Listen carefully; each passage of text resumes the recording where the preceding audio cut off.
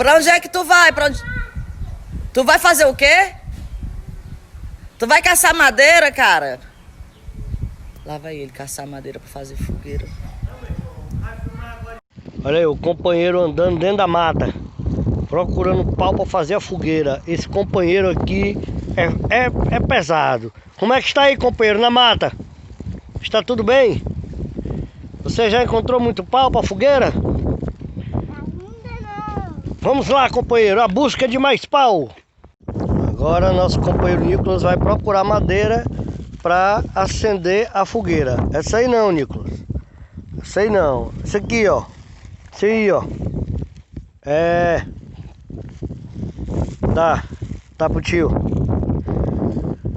Bora agora aqui, pro outro lado. Pra cá. Vamos lá, companheiro. Ele está procurando madeira, está de bota, protegido, de luvas e chapéu. Deixa eu ver, Nicolas. Esse aí não dá certo não, Nicolas. Dá não. Tem espinho, Nicolas, não. Pera aí, deixa eu ver. E aí, companheiro, como foi a caçada de pau para acender a fogueira? Legal. Você conseguiu pegar muito pau, companheiro?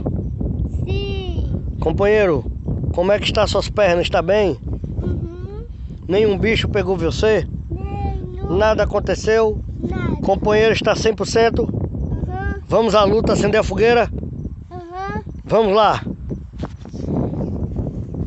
E a Nica tava dentro. Pega a Nica, companheiro. Vamos à luta. Oi, gente. Bem-vindos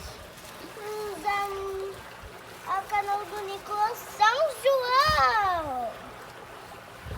Hoje a gente vai fazer a fogueira agora. Pelo menos a gente já pegou os pau na mata. Gente, a mata é perto da nossa casa é na mata, no pequeno.